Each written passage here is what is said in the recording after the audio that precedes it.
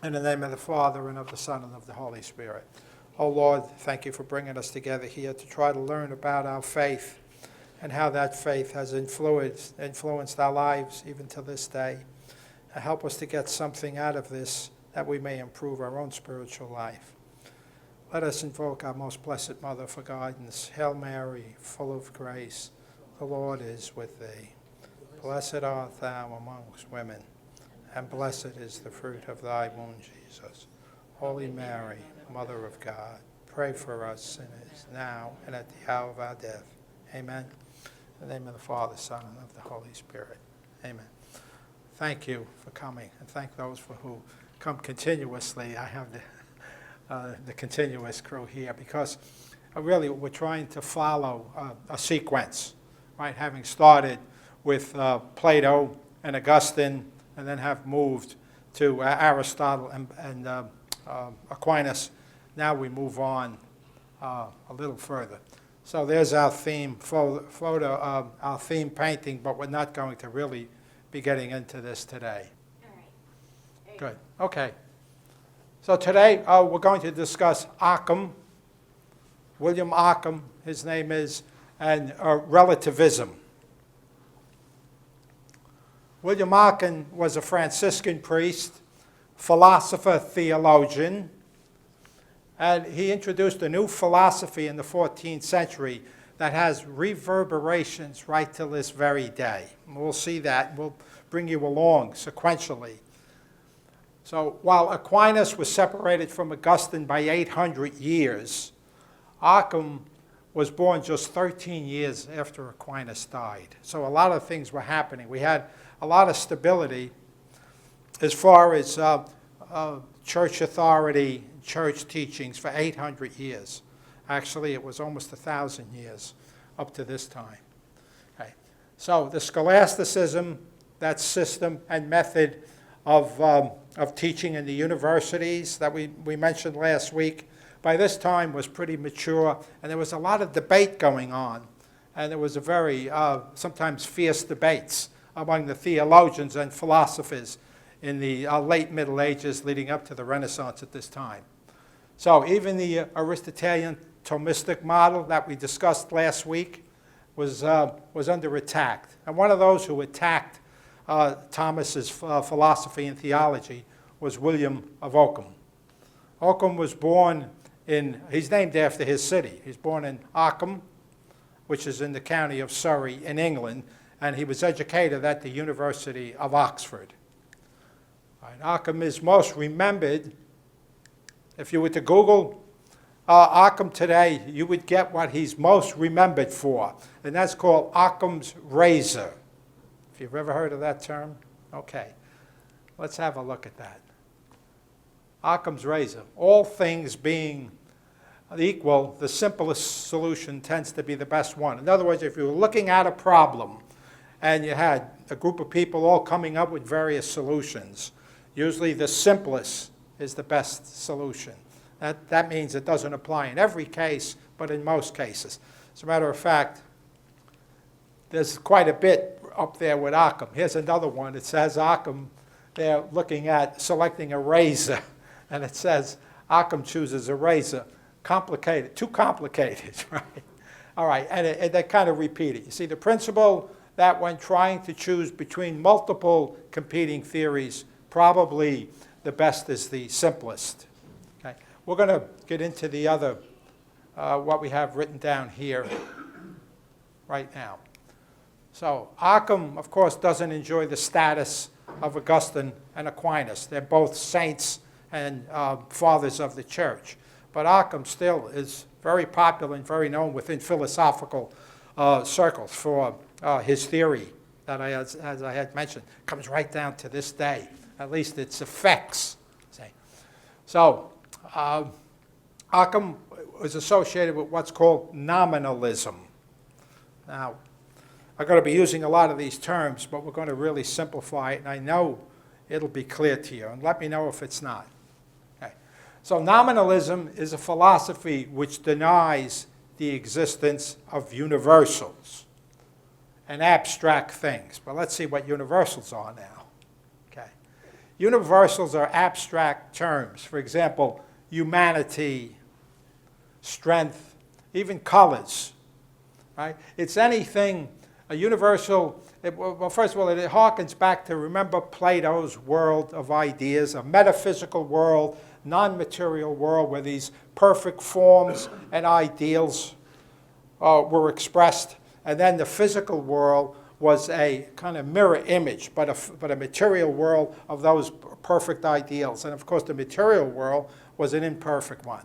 Well, Ockham is saying none of that exists. See? So we know, we can point out, for example, I can point out a man and a woman, right? But can you point out humanity?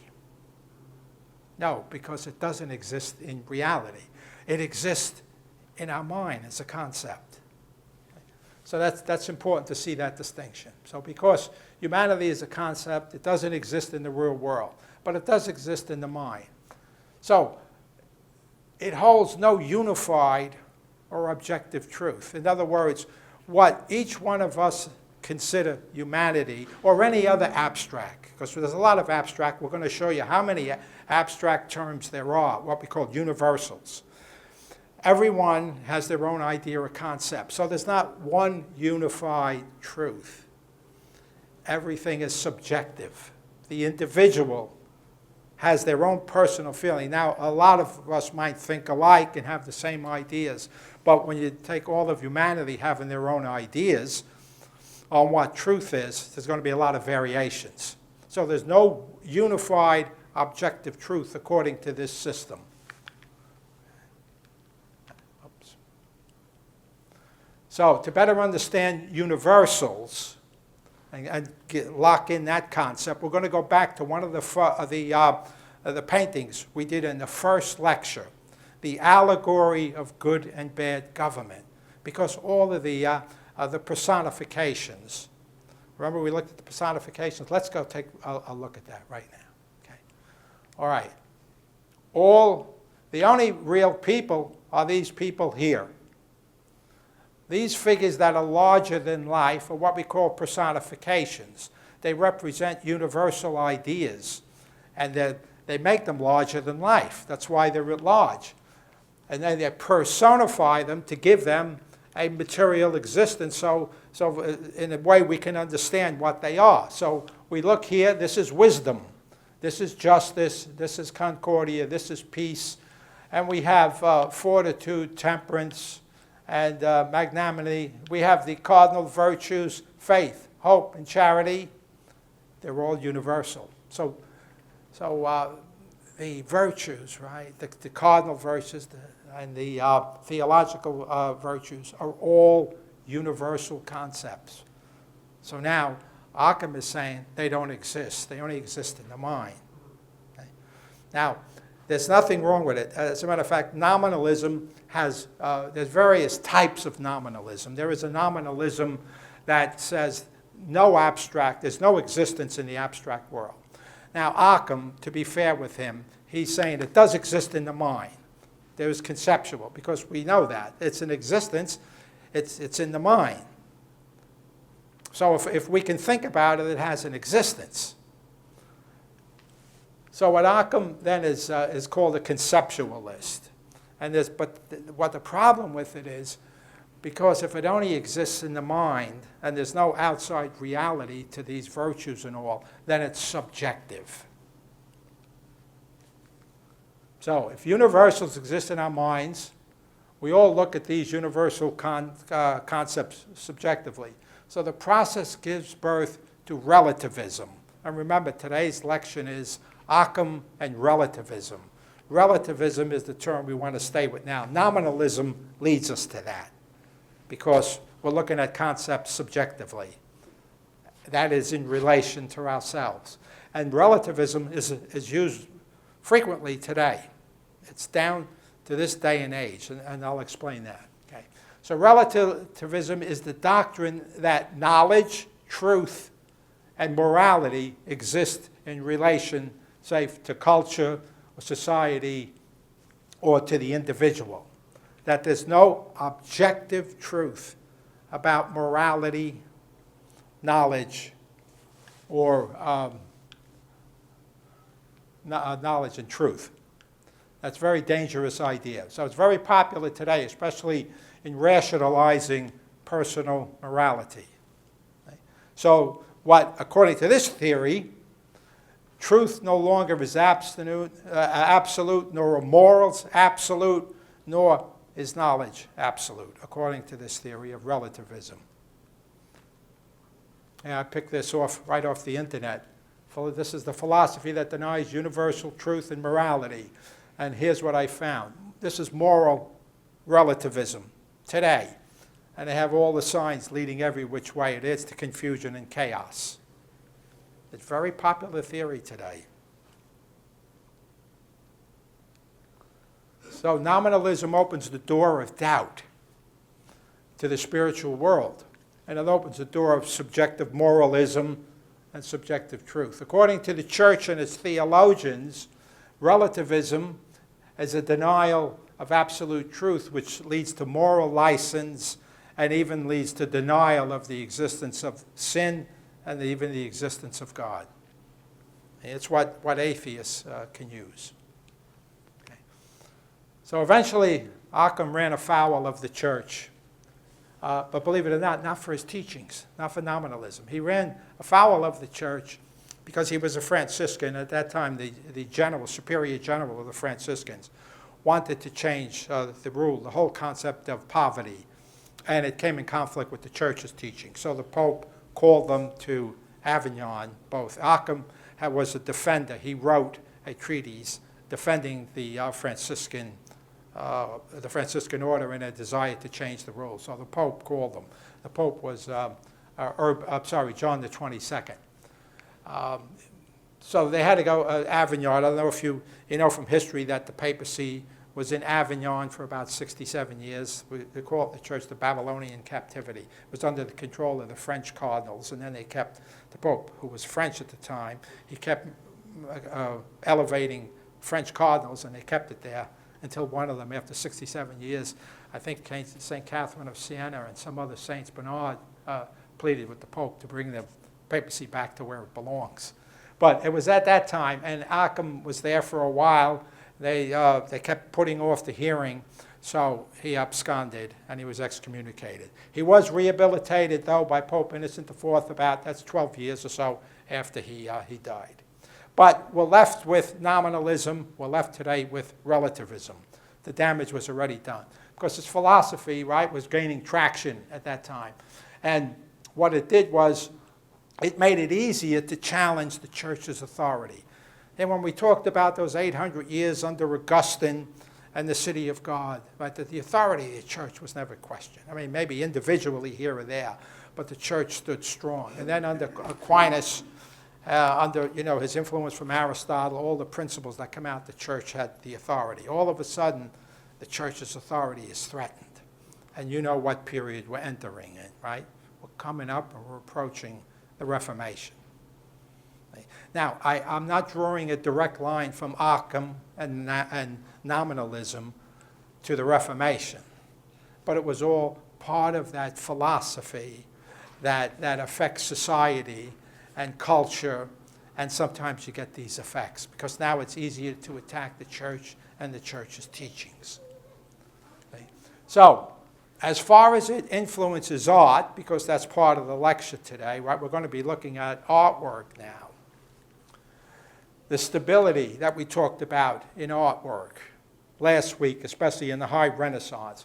The orderly and the narrative in art. We looked at the Gospels and the paintings, and we can see the narrative, the story going on. The imitation of nature, right? The imitative style of art we spoke of, all begin to unhinge. It was coming apart. The artwork would be influenced now by the artists. The characteristic qualities of harmony, balance, and proportion. You remember when we looked at Perugino's handing down of the keys, we saw how proportional that was. I didn't bring that to this week's lecture, but that one where we had 3 gospel scenes and we had the Temple of Solomon in the middle. All of that, was coming apart. And this These characteristics of harmony, balance, and proportion that were slipping away at this time were part of the Renaissance. We call the Renaissance the rebirth. And what was it the rebirth of? It was the rebirth of classical ideas from the ancient world. And part of those classical ideas were harmony, proportion, balance, and that sort of thing. If we go back and study the Romans and the Greeks, ancient Greek civilization, their architecture, and if you want to reference, if you want to make a note of this, if you read Vitruvius's 10 books on architecture, you'll see it's all about harmony, balance, and proportion. Okay? We might get into that maybe in another lecture. Okay. All right, so the uncertainties of the times were now expressed through the art. The art moved from imitating reality and began to express, the artwork was showing the feelings or the expressions of the individual artist. A good example would be Michelangelo's works. We're going to select Michelangelo because he lived for 89 years. And he was active for most of that time. And he spanned two artistic periods, the High Renaissance and a period called Mannerism. Most people are not familiar with Mannerism because it's not a major artistic period. It was just about 60 years at the tail end of the Renaissance.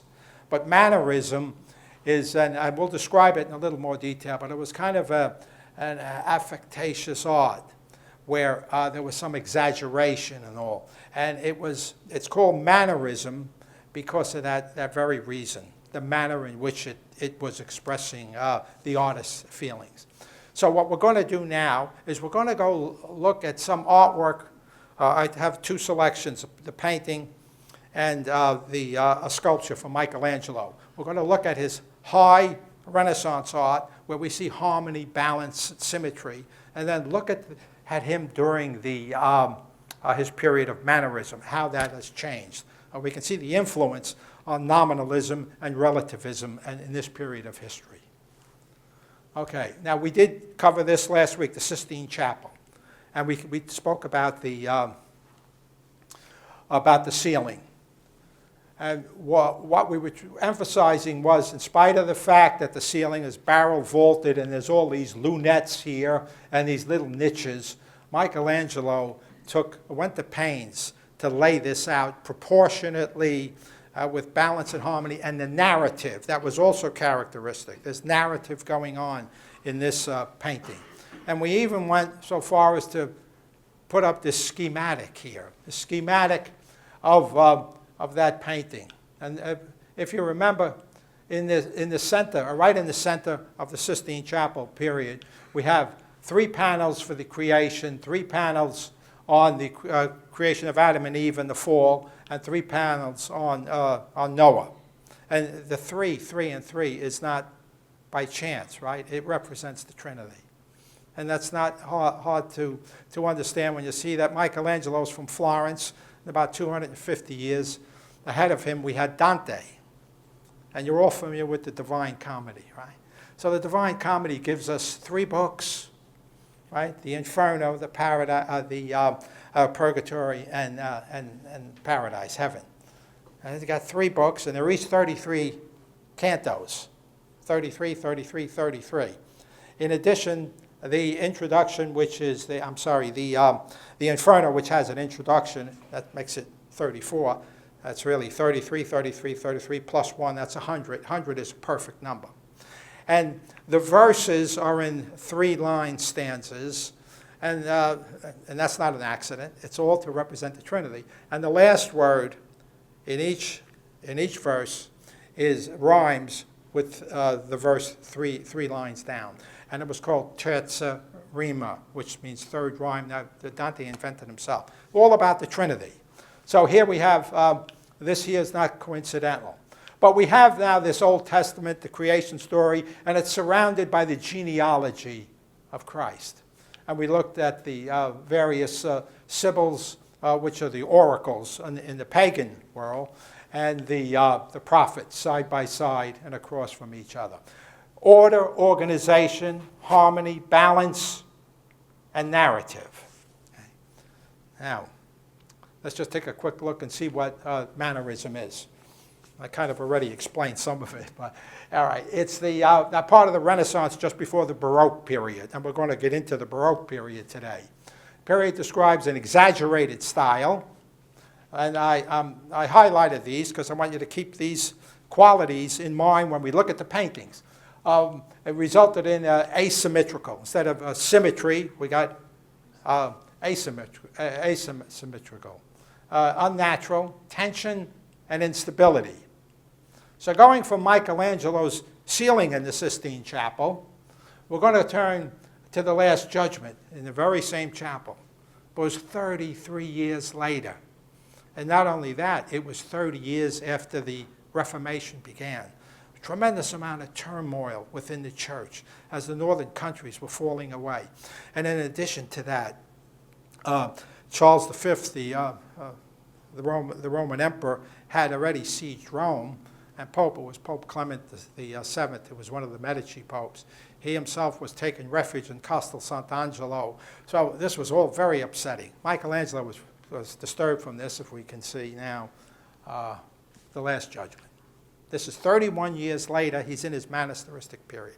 So he's not completely monasteristic. There is still order and organization in here. So let's talk about it a little, this Last Judgment. There is narrative also. As a matter of fact, if you want to refer to the gospel that this is centered on, which is his Christ, and the Blessed Mother is right next to him, it's Matthew 24, verses 30 to 31. And here's where Christ is coming on the cloud, and his angels are sounding the trumpets to call the elect. I don't know if you can see it here down, but these are the angels. And they all have trumpets calling the elect. But let's look at the painting. There's about 4 layers here. Top layer, the center, and down here. Okay, this is the heavenly realm in the first two layers. At the top are the cross, crucifixion, the thorns, and the pillar. This is representations of the pillar that Christ was scourged at. So that's the means of salvation, Christ's suffering. Here we have Christ coming on the cloud, calling the elect, which is on his right, and damning on this left. Here, where the angels are trumpeting, we have Michael the archangel here, and he has the book. This is the book of the elect. And over here we have another angel who goes unnamed, and he has a much larger book, the book of the condemned, the damned. Right? All right, there's a couple of people will point out, but let's just look at it. It's almost a chaotic scene. It's a scene where the characters are off, imbalanced, right? There's a lot of instability here. There's a lot of affectations. They're not in natural poses. They're all twisted. This pretty much, especially when we look at this figure here, that's a self-portrait of Michelangelo. I have a close-up. We'll see that close-up. We'll see how Michelangelo was disturbed inside. This, by the way, is Saint Sebastian, right, who was skinned alive. I'm sorry, Bartholomew. It's the Apostle Bartholomew who was skinned alive. And he's holding in his hand the knife from which he was skinned. And this is his skin, and Michelangelo put his face on his skin. And here we have some other martyrs, and they all hold the instruments of their torture, right? Okay, we have Sebastian here. He's holding arrows. We have St. Catherine of Alexandria here. She has this is the wheel that she was tortured on. And we have St. Blaise here, who was also flayed, and has the instruments in his hand. All right, let's see. This is John the Baptist. By the way, they were all originally nude.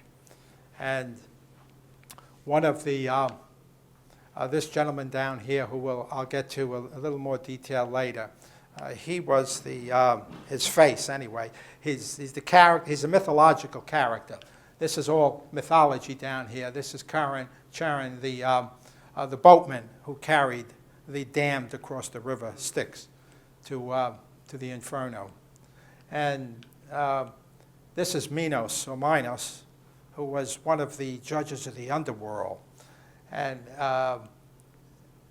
Michelangelo put the face of a person named Biagio di Cesena, who was the master of ceremonies for 4 popes. And also the present pope at this time was Pope Paul III. And he complained about the nudity and said this really belongs in a tavern or a brothel. It doesn't belong in a church. And Michelangelo heard about it, so he put di Cesena's face on Minos here. And we'll look at that because I have a close-up of that. Okay. So here is the skin of St. Bartholomew, and that's Michelangelo's face. This is what I mean about how the artists are expressing themselves. We didn't see this in that nice art of the High Renaissance. This is someone who goes unnamed, but it's despair, one who lost hope. We saw him up there right in the center of the picture. He's one that catches the eye usually. And despair, is loss of hope, right? That's a sin against the Holy Spirit. That's a sin that's not forgiven, because when you despair, it's over. It's ending, right? If you still have life, there's chance of hope. But when there's no hope left and you despair, that's it. It's good representation. You can see the tension in these people, though. Okay, let's go on. All right, here is the bottom of that painting. And you can see in perspective how large it is. And you can see by the doorway that the entrance to the Sistine Chapel, one of the doorways here, that if a person was, say, about standing this tall coming through the doorway, that these characters are life-size. And this is where Biagio di Cesena is standing right by the doorway, and that's deliberate. And of course, he's nude, but he has a snake wrapped all around him. And he went to the Pope and he complained about Michelangelo, because Michelangelo also put donkey ears on him, to say that, if he's an ass. So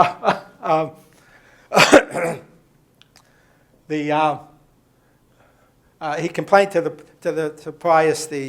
Paul III, and said, you see what Michelangelo did to me. And the Holy Father said to him, I have power on heaven and earth, but I don't have any power in hell. It has to stay that way. Okay.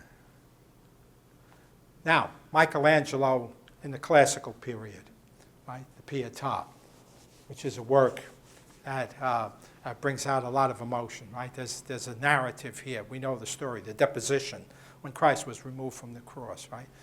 Mary has Jesus in his life. You can see his lifeless body, right? So naturally, right? There's nature here, imitation of nature. Our Blessed Mother,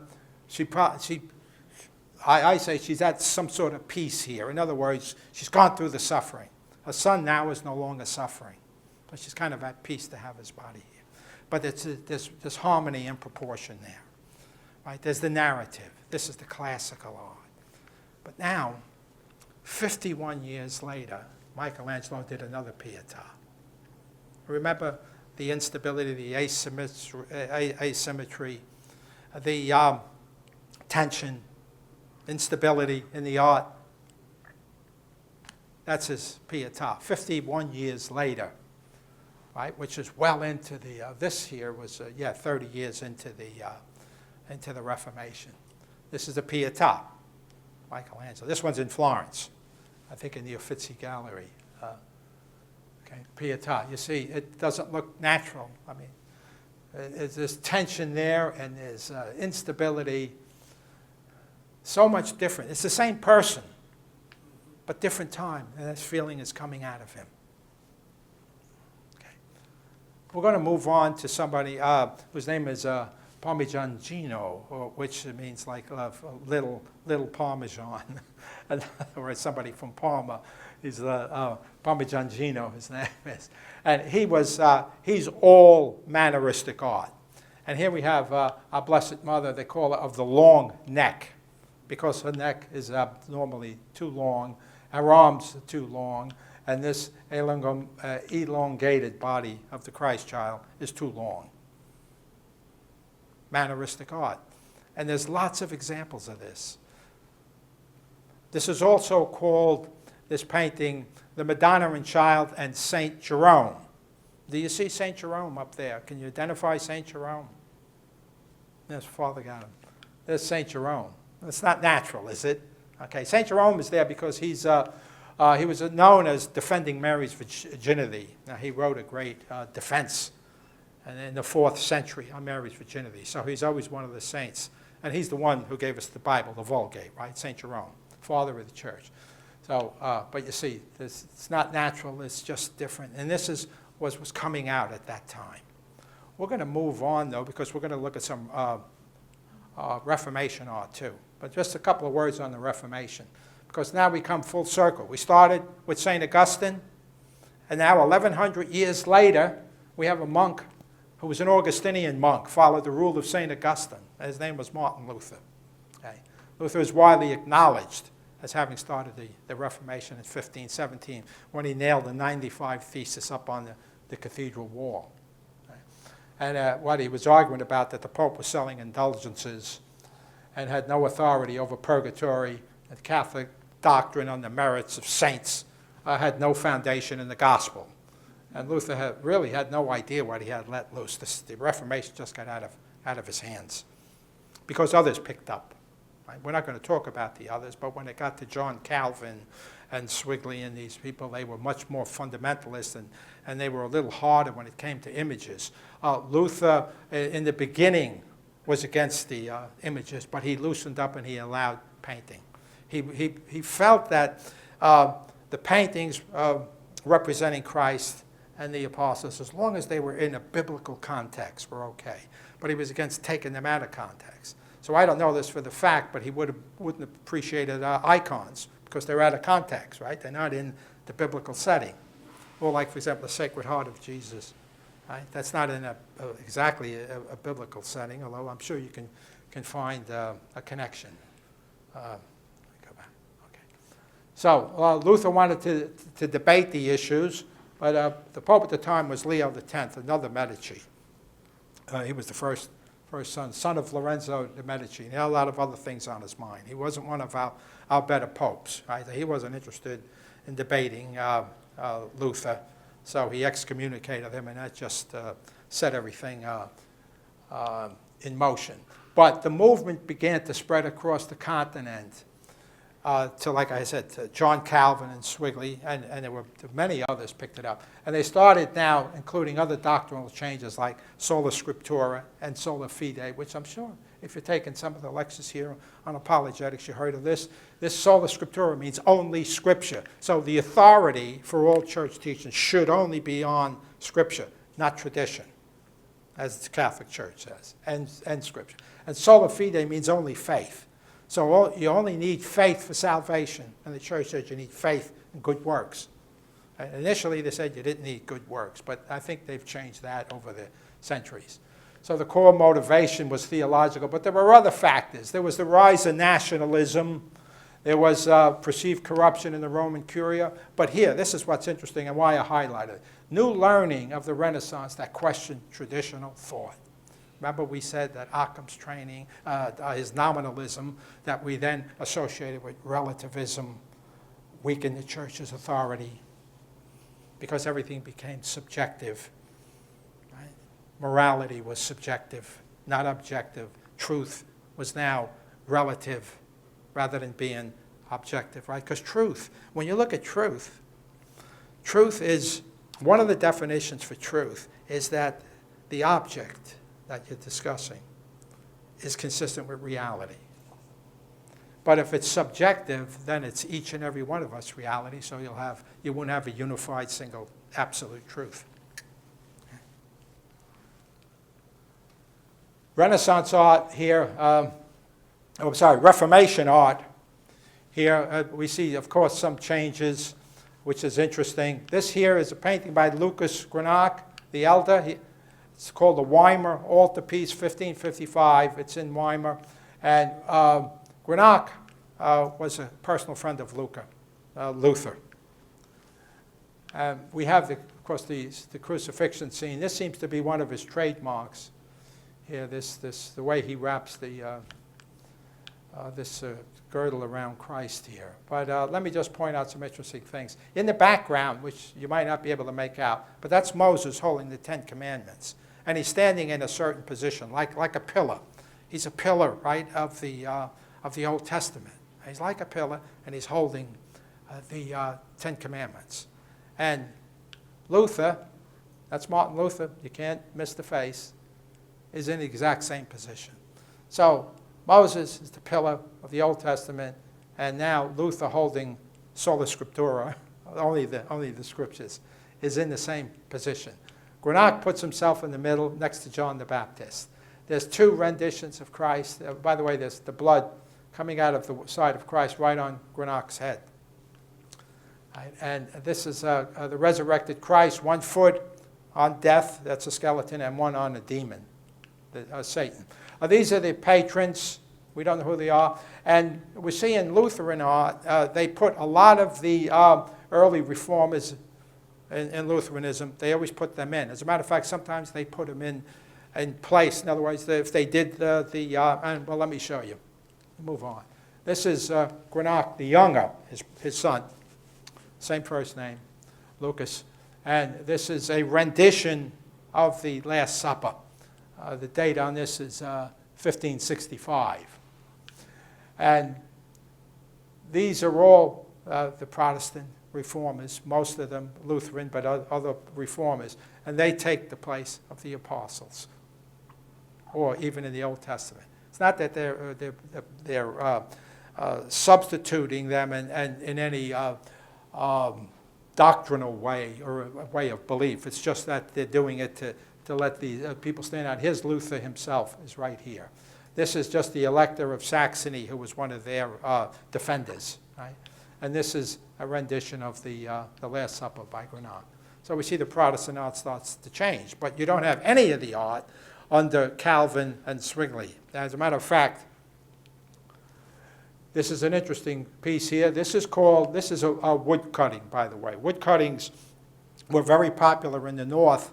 They would be images, and they would ink them, and then they would press them. So we get the word pressed, and they would make numerous copies of these. That and engraving is the same thing, only engraving is in metal.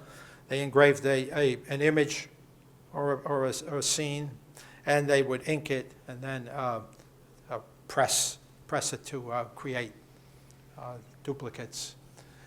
This is entitled The Complaint of the Persecuted Images. And the complaint was that it's not our fault that we were made into idols. You see. And what they're doing here is, okay, this character is carrying the Blessed Mother and the Christ child. This one is knocking down. You see one statue here. And this one's carrying a crucifix, and this one is burning them. They're destroying them, in other words. The only thing interesting here, and I'm not sure what the relationship is, this character is up here. He's pointing to this gentleman. He's pointing to his eye. He's pointing to a speck in his eye, and there's the beam in his eye. So there's a little play on the gospel there. Okay. But they were destroying images. And, look back. Okay, here's another interesting, this is an engraving. And it's Luther preaching with the Pope in the jaws of hell. There's the Holy Father here. Looks like some Franciscans here, some Tantric monks or whatever. And this would be the jaws of hell. And there's Luther up there preaching. It's a Greenock painting, the Younger. Notice that trademark. Okay. Now we're going to look at another artist. And this gets us kind of back, because I want you to see this painting, because it's very famous.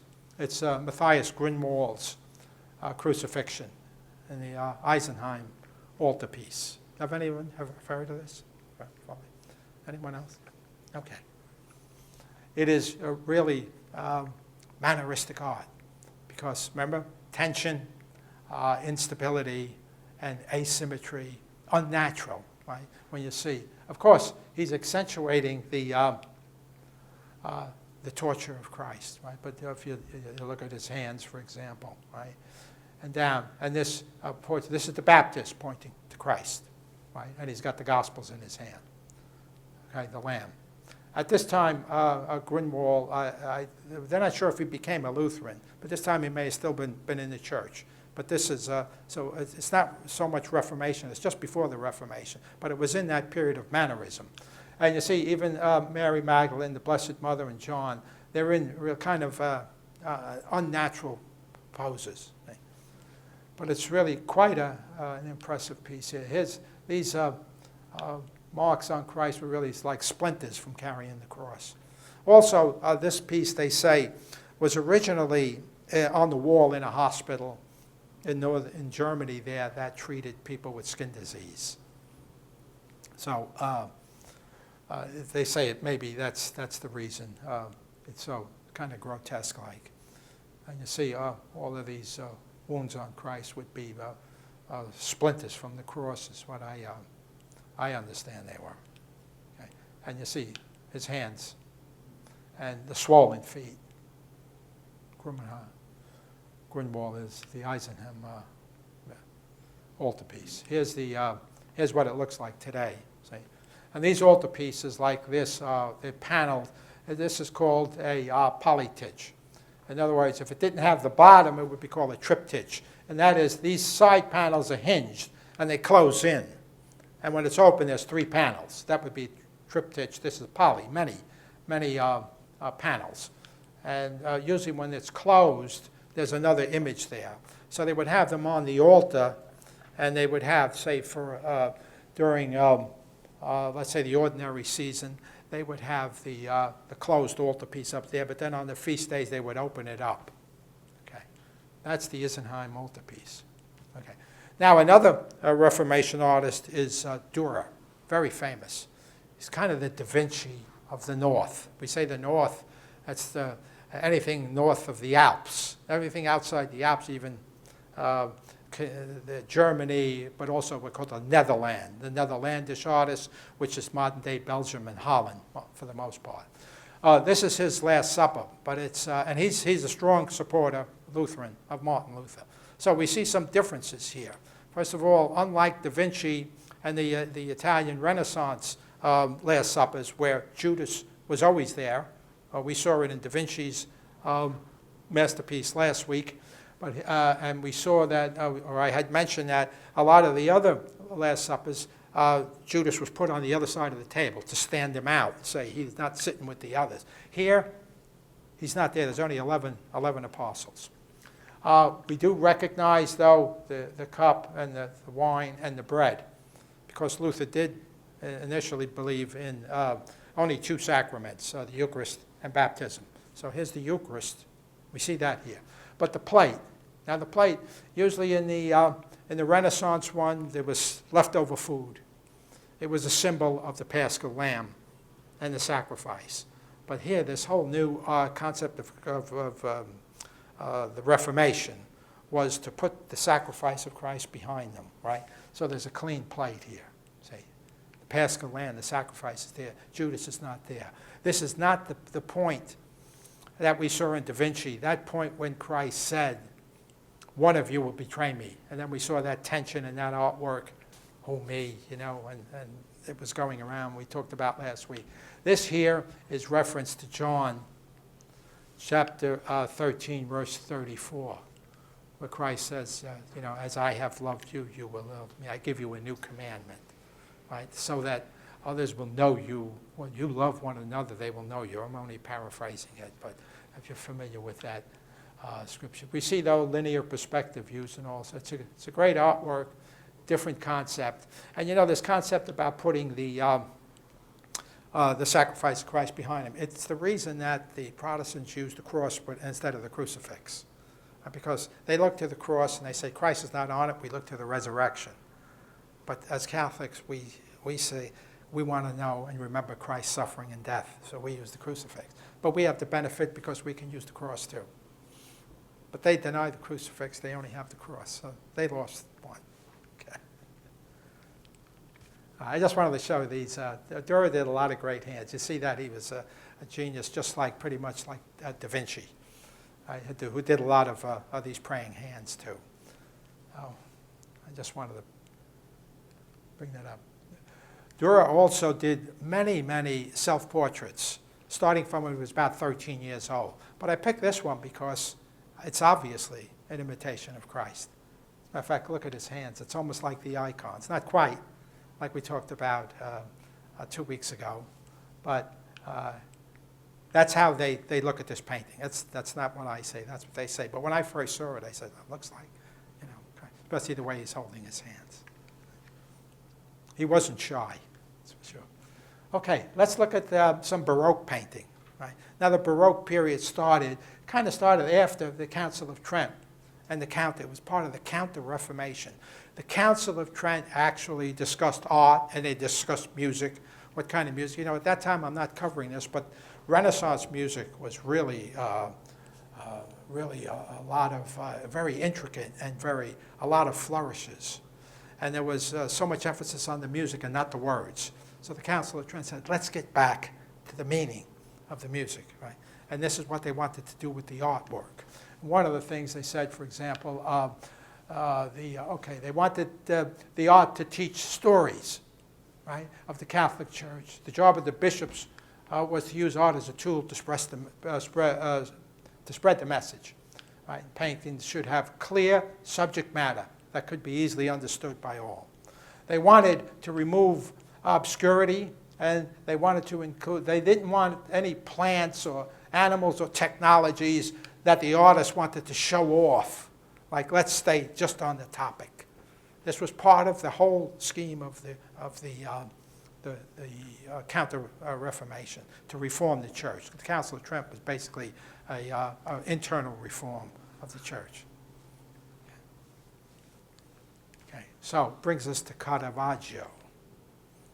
I selected this painting. Well, I would have selected it anyway, but when those who took the course, Pat, and that we just had on church history, as the lecturer each week on the DVD, this painting was always flashing up in the background. Right? This is a real frame. This is a crucifixion of Peter, right? Crucified upside down. But you see, there's nothing else in the background. As a matter of fact, it's a device that Caravaggio became famous. They said he invented it. Some say he didn't. But in any way, it's called tenebrism, which is this blackened out. Everything is blackened out. And the light that's shining on Peter is, you call it a divine light because it's not a natural light. We don't know where it's coming from. It wouldn't have never happened in the Renaissance because anything had to be natural. If it was the light, it had to be a sun there or some sort of artificial light, and the shadows had to imitate nature. See, here, we don't have to worry about that anymore. Okay? So we have Peter being crucified upside down. That's a very famous painting, and tenebrism. And here is his other famous. This is Paul. So we give Peter and Paul today. Paul thrown from the horse. He was traveling with some men. If you read Acts, I think chapter 9, this account is in there where Paul was thrown from the horse. Saul, Saul, why are you persecuting me? Right? There he is. And see, I didn't put it down, but it is. This is in Santa Maria del Popolo in Rome, the conversion of St. Paul. They're both in there. They're both in the same church, by the way. Now here is a painting about 100 years later by a Spaniard. And you see they're still using the tenebrism. Okay? This is the adoration of the shepherds. And we still see tenebrism, the topic, no extraneous things that they're going to distract. And this painter is Maria Bartolomeo Esteban. And it's 1650 oil. It's an oil painting. And it's in the Prado. We got a little something different there. Okay. Now I'm going to turn to the famous of all Baroque artists, a favorite of mine. Oh, Bernini. I just drew a blank. Sorry, Bernini. Everybody knows Bernini if you've been in the Vatican, and I'm going to show you some of his works. One of the other things the Council of Trent asks is that we can show a little more spiritualism in the artwork. We can show the fervor and all. And I don't think anybody was able to express that more than Bernini in this Ecstasy of St. Teresa. Okay. This is in a church in Rome, Santa Maria delle Vittoria. I've never been in this church, I don't know how we missed it, but it's part of a whole ensemble. Let's take a look at it. Okay, there's St. Teresa. You can't get any more emotion than that from stone, right? Marble, right? Except for the Pietà, of course. Michelangelo's in a class by himself. But here's the whole ensemble, and this is all Bernini's, all of that work there. Okay. But Bernini is most famous for what he did in the Vatican, and I think we should have a look at that. Okay. Well, one other before. This is his. There's about 4 famous Davids. There's Michelangelo. Well, I know 3 offhand. There's Michelangelo's. There's Donatello's. And there's Bernini's. And Bernini's is a kind of an exception because he's putting David in motion. There's a lot of action here. This is when the others had Michelangelo's, which I mean is certainly a masterpiece. Is after David had killed Goliath, just standing there. But here we have him actually when he was slinging the stone. All right. And this is in the Borghese, Villa Borghese, in the gallery there. Okay. Now, Bernini was also asked to construct St. Peter's Square. And he's the one responsible for what we call a double colonnade. See these, the double columns, 2 columns here, 2 there. And that's all open. You can walk in from the streets on either side through the double colonnade. And what he did was the concept of the all-embracing arms. That's what St. Peter's Square is about, that the church is reaching out to embrace, right? This is after the Council of Trent. And this is Bernini. He gives us the double colonnade. And if you look at that, what does that remind you of? How do you say it in Russian? Ключ? Yeah. Key, right? That's a key, the keys. Right? Last year we looked at Perugino's, Jesus turning the authority over to Peter, handing Peter the keys, that painting that's in the Sistine Chapel, right? That's the key. There's the bit, you see? That's all done deliberately. Okay. And of course, this is one of his most famous work. This is what's called the baldacchino. And this is the canopy over the main altar and all over the crypt of St. Peter's, which is down here, right down. There's the steps going down, but that's not the way you go down. You go through the crypt under St. Peter's Basilica, and then you can pass by the tomb of St. Peter. But these colonnades, these are brass columns. They're all like spiral. And that brass, by the way, they say came from the Pantheon. Pantheon is that Roman building. It's a church today. It's been in existence and used for almost 2,000 years. And the ceiling has what they call the oculus in the center. It's still open. It still rains in there. And the original floor the Romans built has these little drainage holes, and it still drains naturally. It had been encased in bronze, and that bronze during this time, during the Baroque period, was melted down, and that's where these columns come. I have another view of it here. Okay, that's the baldacchino, right there. And you can see right around the main altar and down. See these letters up there? I want to point this out because I want to give you an idea how immense. How many have been to St. Peter's? Our father's been there, spent a lot of time in Rome. And I know he was a guide too, so he could give this lecture, that's for sure. I know. Well, anyway, those letters are like about 11 feet high. So, it's higher than that ceiling. That shows how big it is. But everything else is so massive that you're just like taken in by it, you see. And this is the alabaster window in the back, that the alabaster stone, but the light goes translucent, right? Okay. And I think that's all we have for today's lecture. We can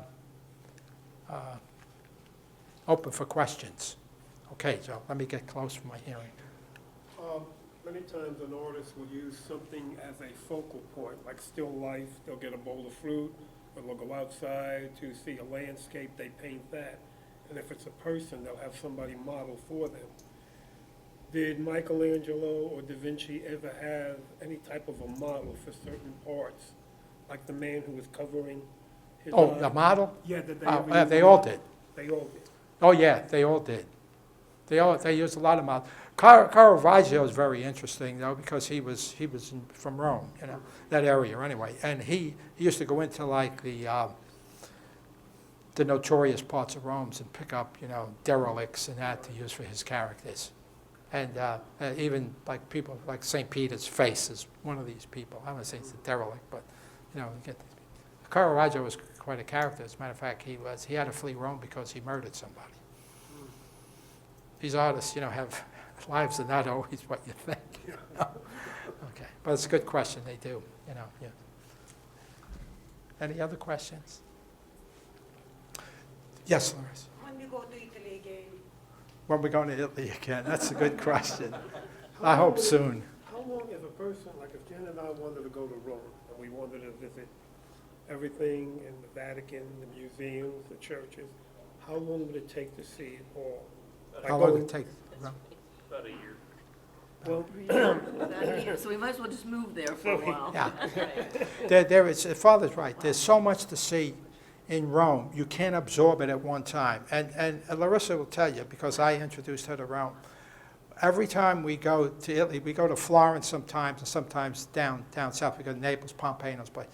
We always stop in Rome for a couple of days, and we always go to the Sistine Chapel, because you have to take it in small bites, because when you see it once, you're overwhelmed, you go away. It's just like a dream. But if you keep going back, there's more to see, and you see it over and over. And after a while, it starts building up inside you that you feel it. But yeah, there's still I don't know how many times. See, I was fortunate because the military got me there. Yeah. Okay, any other questions? Yeah. Okay. Well, I want to thank everyone because this is the group that attended all the lections, all my lectures. So I thank you very much for that support. And I'll be back, I think, in April doing 4 on Islam.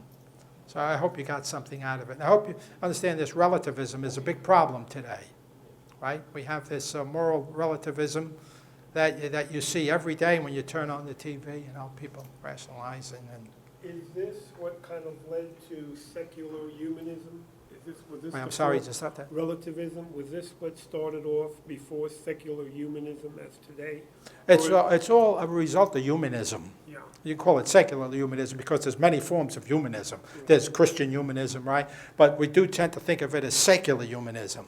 And that is part of it. I think it was up there on one of my things that I kind of glossed over the word. Yes, it's an effect of humanism. Yeah, put the trust in man and not in God, you see. So relativism. As a matter of fact, I might just make this quick story. Last night I was watching on Turner, I saw the Song of Bernadette. I had never seen that movie, and it goes back. I enjoyed that. And it was about 11 o'clock. I was flipping the stations, and I turned on a talk show, and they were talking about the incident of this ISIS supporter at the University of Ohio ran his car into some people and then went out and killed a few. And there was a demonstration the other day in support of this person. So these people were saying, and there was a young lady, and they asked her what she thought, and she said, moral relativism. And I said, she must have gone to a Catholic university. Moral relativism. And I said, I'm talking about that tomorrow. Okay. That's what it is. See, they rationalize it and make bad good and all because of subjective and based on culture. You see, it takes away the absolute truth. The truth is absolute. The truths don't change. Okay. Okay. Yeah. Any other questions? Well, thank you. Let's say closing prayer. Father, you want to say the prayer? Like everyone else did. So thank you all for being here. And again, please just encourage people to come. We're still only in our second year, so we're still kind of ground swelling. And so I think that this is very much appreciated. And thank you very much, Okay. Charles. In the Father, the Son, the Holy Spirit. Amen. Heavenly Father, we thank you for this time to come together tonight. We just ask you, Lord, to continue to bless us, open up our hearts to see more fully where you're leading and guiding us throughout human history. Ask you, Lord, just to send them your Spirit in abundance, keep us safe on the drive home. For those of us who are going to the Eucharist, help us to open up our hearts to receive more fully the presence of your Son. And we ask all this through Christ our Lord. Amen. Father, Son, Holy Spirit. Amen.